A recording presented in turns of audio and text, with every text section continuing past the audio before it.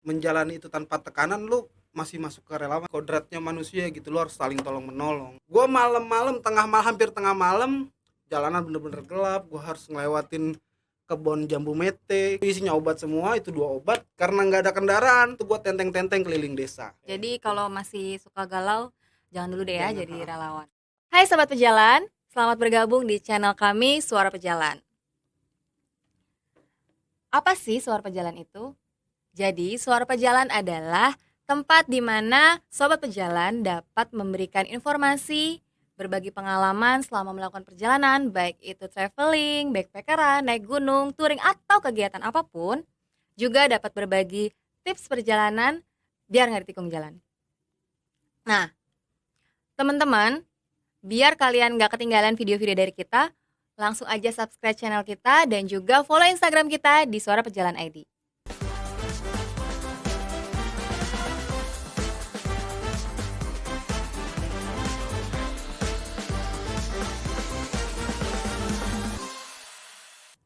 Nah, di episode kali ini bersama saya Nay. Oh iya, by the way, ini kita adalah episode pertama loh. Kita akan ditemani oleh salah satu sobat pejalan yaitu Bang Tebo. Berasa artis ya? Iya dong. Kan? Nah, Bang Tebo, kali ini kita mau ngobrol tentang apa ya? Perjalanan kemana gitu? Apa ya? Kan banyak Ya, banget nih, luas nih pejalan ya, kan?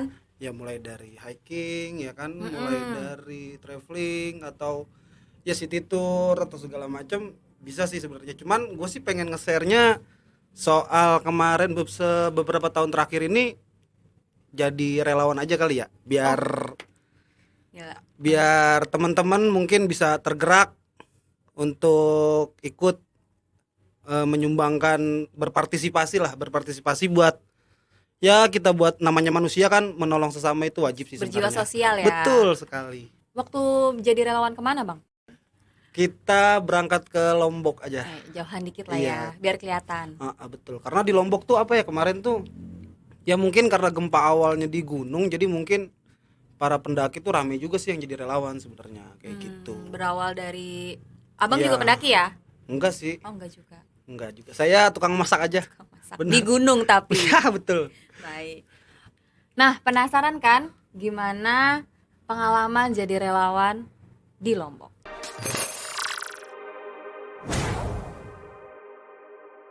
Nah, Bang Tebo, sebelum kita ngobrol ke Lombok nih ya kan, menurut Bang Tebo sendiri, apa sih relawan itu? Kalau sebenarnya macam-macam sih, cuman kalau dari gua sendiri, relawan itu ya lu ngerjain sesuatu hal yang benar-benar menurut lu tuh ini gua banget, gua rela nggak dibayar, gua rela ngorbanin waktu gua, nggak ada tekanan dari kanan kiri atas bawah, nggak ada. Ya selama lu menjalani itu tanpa tekanan, lu masih masuk ke relawan sih. Jadi gini, ketika lu berangkat nih misalkan jadi relawan, dikatakan seperti itu, cuman lu merasa tertekan nih, ya lu nggak bisa lagi gitu disebut relawan, karena kerelaan lu sendiri tuh udah hilang sebenarnya kayak Nggak gitu. ada ya. Bener. Betul. Nah, kan pasti banyak dong yang sering bilang, lo ngapain sih nggak dibayar, kerja capek-capek, tapi lo mau gitu jadi relawan. Apa sih yang bikin lo pengen gitu jadi relawan sebenarnya? Sebenarnya bukan nggak dibayar sih, sebenarnya kita dibayar, cuman bukan dalam bentuk bentuk uang. Gua sendiri pun masih buka rekening gitu, ada rekening BCA namanya. Jadi ketika lu jadi relawan, lu ditransfer tuh ke situ tuh bayarannya, Bank Sentral Akhirat kayak gitu. Baik, Sentral Akhirat. Betul sekali. Luar Jadi biasa sekali. Bank Sentral Akhirat ini tidak ada riba kayak gitu. Jadi pahalanya insya Allah ngalir terus. Oke. Nah, kalau misalkan lu pergi gitu ya, itu biasanya lo ikut dari komunitas atau lu cari-cari sendiri atau lu bergerak sendiri nih gitu? Kebetulan awalnya sih memang tergerak sendiri ya untuk berangkat, cuman karena gua punya temen ya, dia punya organisasi, jadi organisasi ini organisasi medis, jadi nggak nyambung nih sebenarnya sama gua gitu. Cuman gua cobalah untuk masuk, gimana sih caranya supaya gua bisa masuk nih di organisasi ini kayak gitu. Jadi kemarin gua masuk di nurse ini, organisasi perawat ya jadi mau perawat mau dokter, jadi tenaga medis lah, tenaga medis yang berangkat ke bencana itu untuk menangani, sebenarnya bukan pas evakuasi, Oke. jadi lebih ke pasca Pasca. bencana, bener kayak pengobatan dan lain-lain kayak gitu. Nah, waktu lo jadi relawan gitu ya, lo pernah nggak ngalamin hal-hal yang menurut lo ini sebenarnya gue berat gitu, udah pengen nyerah gitu, jadi relawan tuh gue pengen nyerah, pengen balik gitu? Alhamdulillah sampai sekarang nggak ada. Jadi selama gue di sana, yang gue pikirin tuh cuman ya itu tadi, kodratnya manusia gitu, lo harus saling tolong menolong, nggak usah takut nggak makan, nggak usah takut, kasarnya gue ngerokok nih, nggak usah takut nggak ngerokok. Itu teman-teman relawan banyak. Makan gue tinggal ke dapur umum, Betul. manapun pasti terima relawan. Kalau lu sendiri tadi dari cerita lo kan lo di bidang medis gitu kan. Medis. Nah, selama lo jadi relawan hanya di bidang medis aja kah? Bagi-bagi maksudnya lo di bagian pembagian obat Oh kah iya. atau apa? Lo di bidang apanya gitu? Jadi kebetulan semenjak terakhir itu gue berangkat kan Banten nih, sebelum Banten tuh gue ada di Sulawesi, di Palu. Setelah dari Lombok gue ke Palu. Nah di Palu ini sebenarnya jadi organisasi gue ini ulang tahun nih, milad. Oke. Gue lupa milad yang keberapa.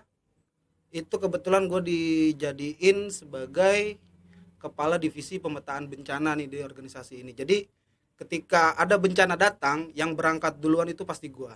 Sebelum ke Lombok itu ya? Betul. Oke. Jadi udah pasti gue duluan yang berangkat, karena pemetaan bencana nih gue harus datang ke sana, gue harus lihat lokasinya, gue harus metain bencananya. Survei di titik-titik lah ya. ya benar, di titik-titik mana, terus apa aja yang dibutuhin pengobatannya dan segala macam. Jadi ketika dokter nyampe, perawat nyampe, itu tinggal diarahin aja kayak gitu. Di sebelum-sebelumnya juga lo pemetaan bencana dulu gitu ya. Oke. Nah, sebelum lo dikasih tugas nih gitu kan, lu punya basic itu kah atau memang lu belajar sendiri atau lu terinspirasi gitu dari orang lain? Kalau pemetaan bencana sih sebenarnya ya gue kan lumayan suka naik gunung gitu, jadi ya ada basic sedikit navigasi darat, ada ya jadi lumayan terbekali lah walaupun cuman sedikit, jadi bisa untuk asesmen atau segala macam. Ya bekal dari itu sih sebenarnya. Balik lagi awalnya ya gue naik gunung Awalnya gitu. dari naik gunung ya. Bener. Oke. Soalnya kan banyak nih juga pendaki-pendaki gunung sekarang yang naik aja gitu kan, nggak punya pengetahuan gitu kan, padahal pengetahuan navigasi darat, pengetahuan lainnya sangat berguna. Betul. Bukan cuma di gunung tapi contohnya bencana alam gitu Iya, ya. benar. Nah, berarti kalau lo ini bukan spesial ya, bisa dibilang tuh di bidang yang relawannya tuh ketika ada bencana, relawan tanggap bencana. Bener. Bukan relawan lain. Atau lu pernah nggak ikut kayak relawan sosial, mungkin ngumpulin dana untuk apa gitu, atau kan kemarin COVID nih, mungkin relawan bagi-bagi masker atau apa gitu, pernah juga nggak? Pernah sih, pernah. Kalau kayak gitu pernah. Jadi almarhum Mbah Kakung gua nih pernah bilang, jadi ketika ada bencana atau ya kayak sekarang nih pandemi atau segala macam, ketika kamu tidak bisa mendonasikan uang, donasikan tenaga. Ketika tenaga tidak bisa, uang tidak bisa, donasikan doa gitu. Jadi semuanya bisa nih teman-teman, bisa jadi relawan, karena itu tadi, relawan itu ya lo rela gitu. Kalau ada tekanan dari atas bawah kanan kiri, ya lo udah bukan disebut relawan. Gak ada kerelaan lagi. Betul ya. sekali. Nah, Bang Tebo, kita kan udah ngobrol kemana-mana nih, jadi aus kan? Mending kita minum dulu. Minum dong. Ini itu Minum. spesial loh. Oh, gue masih ada. Tadi gue udah nuang duluan. Udah nuang duluan ya, keburu aus kelamaan nih. Ini spesial apa nih? Teh serai dari Kedai Pendaki. Yuk. Seger banget. Semasem gimana gitu. Asem-asem kayak pengalaman hidup. Oke. Jadi kan kita udah kemana-mana nih ya kan, udah ngobrolin banyak hal. Nah, gue penasaran tentang lo jadi relawan ke Lombok. Boleh dong ceritain gimana selama lo jadi relawan di Lombok. Oke. Suka dukanya apa aja ya kan? Proses perjalanan akhirnya lo bisa jadi relawan di sana. Jadi sebenarnya apa ya awalnya sih memang karena gempa Rinjani ya. Jadi itu heboh beritanya di mana-mana, jadi akun-akun media sosial pendaki segala macam banyak yang repost ya, karena itu tadi. Jadi kenapa di Lombok itu banyak banget relawan? Karena semua relawan yang datang kemarin ke sana itu mereka punya momen. Mereka tuh punya momen di Lombok. Lombok itu tempat yang mungkin berkesan buat mereka. Jadi ketika Lombok ada bencana, ya teman-teman pada berbondong-bondong gitu ke sana datang. Jadi gua awalnya berangkat itu bareng.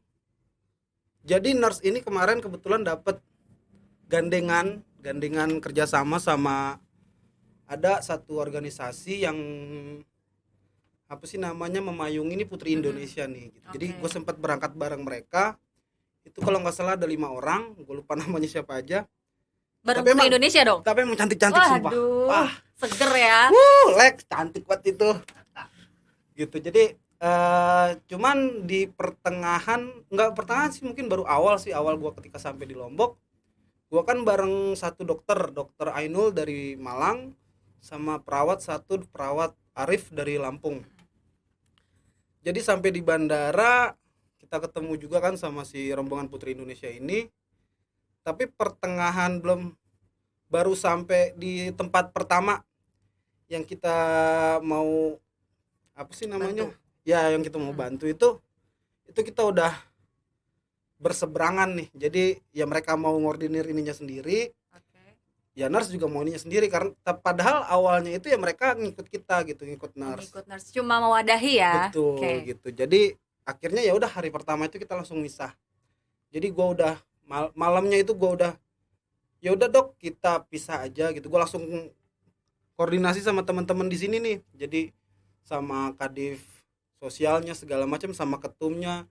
Akhirnya kita putusin untuk ya udahlah kita bercerai aja dulu nih, bercerai. Jalan masing-masing, jalan awalnya kita berbeda. Gandengan ya kan, habis itu Jalannya dilepas berbeda. juga. Iya, ya maklum lah namanya Putri Indonesia, Iya, mana baik. mau sih. Ya kan jadi Mana mau malu. iyalah, Oh. nggak mungkin. Yang mau sama gue mah kan udah ada perawat. Nice. Gitu. Jadi dari situ ya udah kita jalan sendiri. Malam pertama itu gue udah bungkusin obat. Jadi obat kita siapin karena kebetulan yang mau kita lakukan di sana itu yaitu tadi pasca bencana, jadi pengobatan dan segala macem kayak gitu. Itu pertama sama dokter Ainul, terus perawat Arif. Nah dokter Ainul ini ternyata pulang duluan nih, dia cuma berapa hari ya, cuma 2 hari atau 3 hari gitu. Terus sisanya tinggal gue sama perawat Arif. Dan itu tuh gue tuh bener-bener mobile clinic, lo tahu box kontainer yang ukuran besar tuh, ada segini lah, semeja, setengah meja ini. Itu isinya obat semua, itu 2 obat. Karena nggak ada kendaraan, itu buat tenteng-tenteng keliling desa. Buat ya itu buat ngobatin si korban-korban ini kayak gitu. Door to door, Bener. Kayak gitu. Jadi itu yang pertama dilakuin. Nah, terus perawat Arif nih pulang nih, tinggal gue sendiri nih. Gue itu rencananya cuma 2 minggu di sana. Cuman gue dengar kabar dari teman-teman relawan yang lain, itu masih banyak nih daerah-daerah yang mungkin belum tersentuh sama medis kayak gitu. Akhirnya gue koordinasi sama teman-teman di sini, akhirnya kita kirim satu perawat lagi, Fatia namanya, cewek. Dan kebetulan si Fatia ini orang Lombok. Jadi dia memanfaatkan kesempatan itu untuk pulang sekalian kayak gitu. Lucunya gue jemput dia ke bandara, gue nganterin dia pulang, gue disangkain cowoknya. Aduh, enggak. Jadi warga tuh pada heboh. Fatia pulang Fatia sama bawa cowok nih. Iya, gitu ya, gitu. pulang Padahal bawa cowok. Enggak gitu kan. Akhirnya Fatia ini perawat yang bener-bener gue bisa bilang hebat. Hebatnya itu dia ya itu sih mau terjun kemana aja. Jadi gue malam-malam hampir tengah malam, posisi kendaraan nggak ada, terus gue harus mobile klinik nih. Gue nama desanya gue lupa, pokoknya masih di Lombok Utara. Terus listrik juga masih mati kan posisinya. Jalanan bener-bener gelap, gue harus ngelewatin kebun jambu mete kayak gitu. Jadi serem ya Bu, serem banget. Jadi motor itu kirain motor romantis bang ya? bareng sama perawat. Boro. Jadi motor nggak ada lampunya, bener-bener motor bobrok, kalau bisa bilang bobrok. Untungnya masih nyala. Ya udah itu aja pakai. Gue berempat waktu itu, motor mati lampu, udah jalan gelap segala macem. Ya udah kan namanya, selama yang gue lakuin itu bermanfaat untuk orang lain, ya kenapa enggak Kenapa gitu. enggak? Fathia udah. Jadi gua itu paling lama sih sebenarnya dari di Lombok itu. Berapa lama tuh? Sekitar 2 bulan. Lama juga. Fathia udah, akhirnya datang Bang Putra. Bang Putra Oke. ini kepala divisi sosial nih. Soskem lah, bisa dibilang soskem. Jadi Di organisasi ini. betul. Nah, jadi akhirnya masih Bang Putra datang. Bang Putranya datang terus Fathia masih ada tuh. Cuman nggak lama Fathia balik sih. Fathia balik, Bang Putra datang, akhirnya gue sama Bang Putra. Bang Putra ini luar biasa pengalamannya, udah kemana-mana kalau soal relawan kayak gitu. Jadi ya beliau banyak ngajarin gue juga sih sebenarnya kayak gitu. Bang Putra, gue berdua doang sama Bang Putra itu hampir berapa pasien ya? Sama Bang Putra doang sekitar 700 atau 800 itu gue lupa. Dalam Banyak jangka juga. waktu 4 hari. 4 hari. 4 hari. Dan dari situ akhirnya kita dapat kendaraan operasional, mobil plat merah sih, karena mungkin Ngeliat kali ya, benar, ngeliat selama ini gitu kan betul. Karena kebetulan perjuangannya. teman-teman di sana juga ya akhirnya dapat keluarga kan di sana juga, namanya dia keluarga dari yaitu pejabat daerah dan segala macam. Jadi kebetulan ya udah nih ada mobil nganggur dipakai kayak gitu. Motor trail waktu itu pakai. Ya dengan awalnya bersusah payah ya kita bisa pakai mobil gitu, pakai kendaraan operasional yang menurut kita tuh ngebantu banget jadinya kayak Dan gitu. nggak pernah kita pikirin kita Betul. bisa pakai itu ya kan? Betul. Terus Bang Putra akhirnya datang tuh teman-teman rame itu, gue sekitar berapa orang ya? Gua, Bang Putra, Bang Arul, Bang Ardian sama Feby, iya sampai berlima. Itu akhirnya. Terus gue juga mau cerita nih. Jadi waktu awal-awal itu gue sempet ke desa di Lombok Utara, gue lupa nama desanya. Jadi ada satu keluarga besar, ada kakek, nenek, ada Ayah, beberapa ibu, anak anak. ya. Itu sampai cucunya, Oh, sampai cucunya. sampai cucunya. Jadi bener-bener lu motor aja tuh nggak bisa tuh lewat situ. Memang aksesnya Iya, karena gempa itu. Sebelum gempa juga memang sebenarnya Oh. nggak bisa sih pakai motor gitu. Jadi rumahnya itu di tengah kebun kopi. Kopinya enak lumayan, gratis. Kalau nggak gratis nggak enak kayak gitu kan. Karena gratis aja. Nggak bohong, rasanya enak kok. Jadi sekeluarga ini, si neneknya ini ketika ditemukan setelah gempa itu yang tersisa cuman berapa helai rambutnya aja gitu, sisanya ketimbun semua. Ya ampun. Dan alhamdulillahnya masih hidup gitu. Terus si kakeknya ini tangannya ini udah keblek sininya, ini udah hampir putus nih kayak gitu. Dan mereka itu seminggu setelah gempa baru ditemuin sama dokter dari angkatan udara kalau nggak salah kayak gitu. Terus ada lagi anaknya nih, ini anaknya suami istri.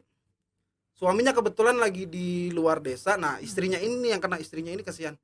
Jadi kaki sebelah kanan atau kiri ya, kiri kalau nggak salah, itu patah tulangnya sampai keluar sama Kuat ya. sama si suaminya ini digergaji. Tau gergaji besi yang kecil itu digergaji tuh Ya ampun. biar bisa dilurusin lagi kayak gitu. Ngeri juga ya. Ngeri banget asli. Harus kuat-kuat loh Sampai jadi relawan. terakhir gua kesana itu itu udah busuk, udah memang harus benar-benar dibawa ke rumah sakit. Karena mereka juga Betul. terisolir ya. Benar banget. Itu sih sebenarnya yang paling parah. Apalagi ya dari Lombok Utara gue pindah ke Sajang tuh deket banget sama Sembalun, Oke. kaki Gunung Rinjani gitu. Jadi di sana gue juga dapat keluarga lagi.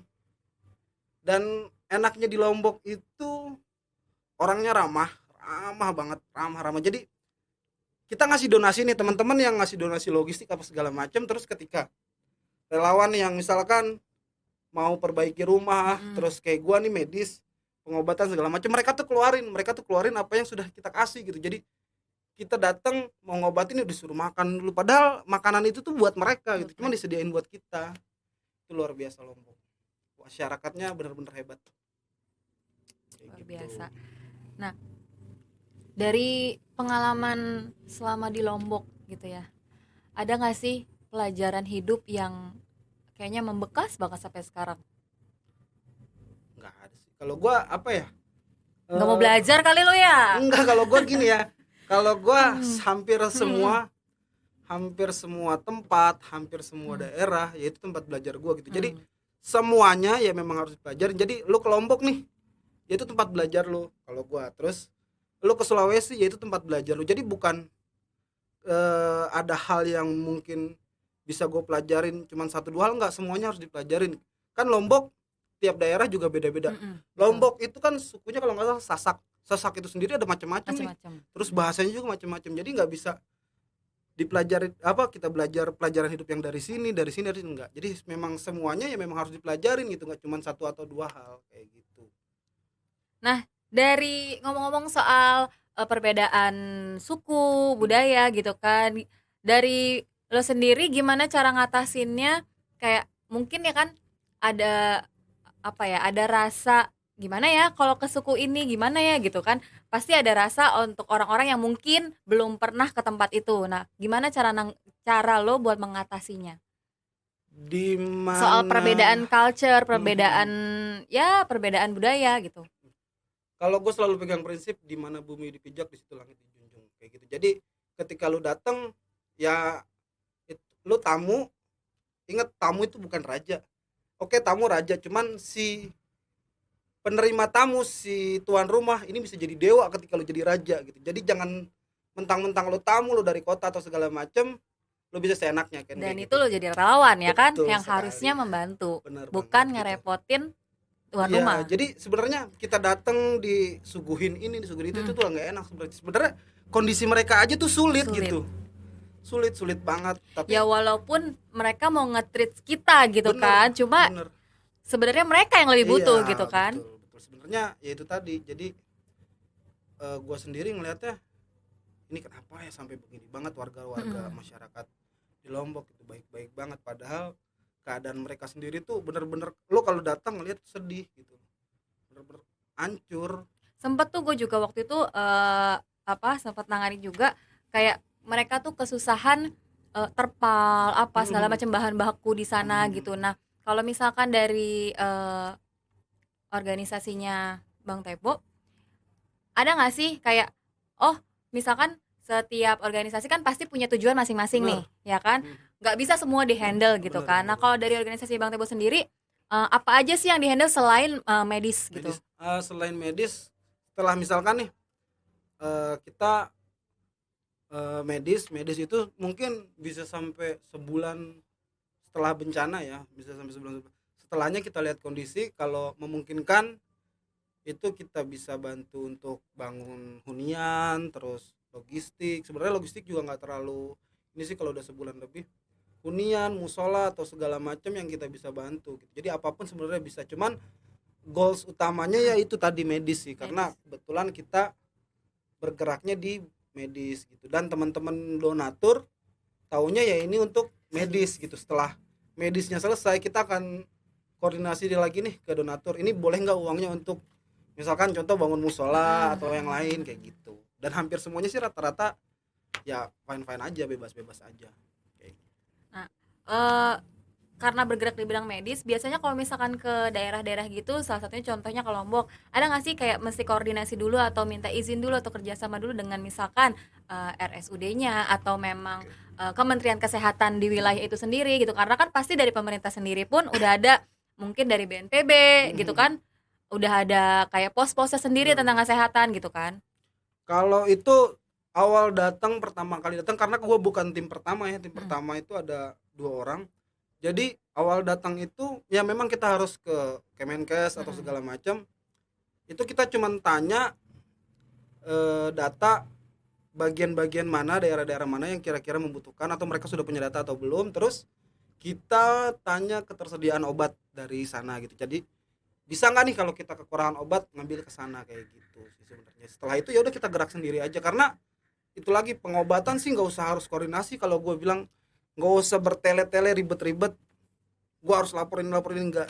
Selama ada pasien di situ, ada dokter, ada perawat, ada tenaga medis, ya udah langsung aja sikat, nggak usah pakai lama, keburu orangnya nanti susah. iya sih ya. Apalagi soal apa namanya pertolongan pertama ya kan, kalau misalkan mesti ngurus-ngurus Bener, surat-surat juga lamaan. keburu Nggak ada Ya orangnya. iya. Nah, dari tadi kan gue mulu nih yang nanya nih. Mungkin dari teman-teman di studio ada yang mau nanya nggak nih? Mau nanya. Mau. Banyak banget yang mau nanya kayaknya. Jelas. Atau balas dendam kayak Bang. Satu Satu aja lah satu. ya, satu aja. Durasi. Mau nanya nih, kan kalau setiap kayak Nggak di shoot nih, ya ampun, nggak di shoot, nggak usah lah ya. kalau setiap kayak ada kebencanaan gitu kan pasti ada momen-momennya tuh ya kan. Ada gak sih satu orang atau berapa orang yang lu nggak bisa lupain sampai sekarang? Biasanya Parah. apanya gitu. Parah ini parah nih. Membekas di Parah, hati ini kayaknya parah. nih. Ya, jadi dulu gue waktu di Sajang ya, di Sembalun itu gue tinggal di rumah toko sih, sebenarnya dia tuh toko sekeluarga, cuman si tokohnya ini sudah almarhum, gue lupa sih namanya siapa ya.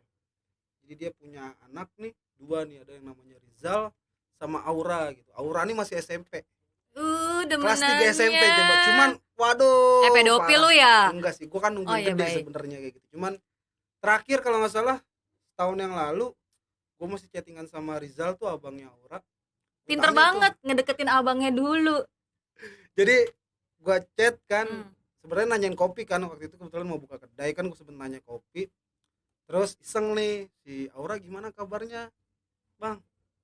Wah, Aura udah diculik kemarin. Aduh, jadi kalau lu tahu, kalau di Lombok itu ya, Iya. di Lombok ketika lu mau nikah, lu tuh harus nyulik dulu nih, si ceweknya harus diculik. Kalau sepengetahuan gue ya, jadi kalau salah mohon dimaafin. Jadi lu harus culik.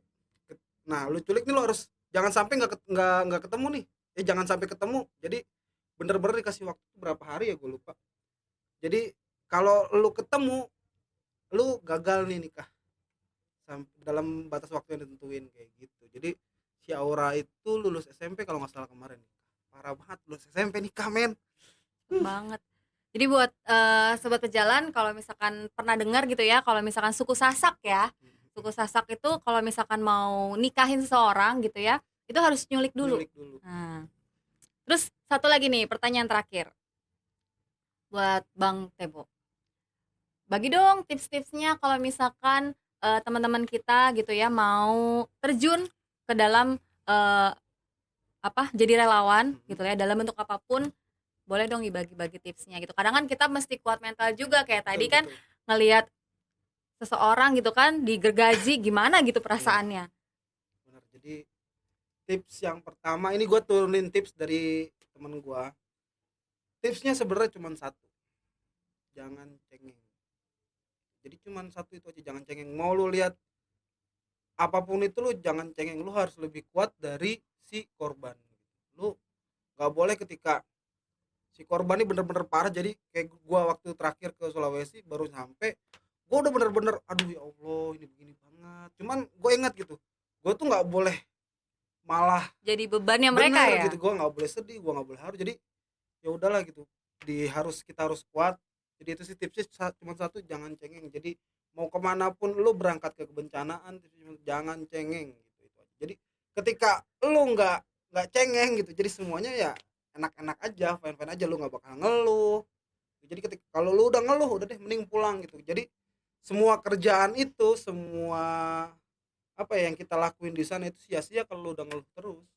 Betul banget. Kayak Jadi gitu. kalau masih suka galau, jangan dulu deh ya Jangan, jadi relawan. Soalnya nggak boleh cengeng, nggak ya boleh kan? cengeng, bener itu. Oke, jadi kesimpulannya gitu ya, kayaknya yang tadi Bang Tebo ceritain, kalau kita mau jadi relawan, itu sebenarnya kita bisa jadi relawan dalam Bener. bentuk apapun. Bener. Kita nggak punya tenaga, mungkin kita bisa subsidi mungkin dana gitu kan, Bener. atau waktu kita, atau juga bisa kalau misalkan kita udah nggak punya apapun, Doa. kita masih bisa berdoa. Nggak Bener. mungkin dong nggak ada yang bisa berdoa tanpa tangan, tanpa kaki. Dalam hati pun kita masih bisa berdoa. Oke, thank you Bang Tebo Siap, buat waktunya, sama-sama. udah mau berbagi tips, berbagi pengalaman jadi relawan. Woi, tepuk tangan, ntar lagi jadi artis nih, ya kan? Dan buat sobat pejalan, thank you for watching.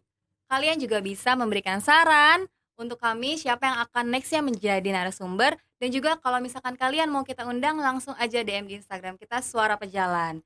So, kalau misalkan kalian udah like dan komen channel ini, itu tandanya kalian mensupport channel ini. Sampai ketemu di episode selanjutnya. Dadah!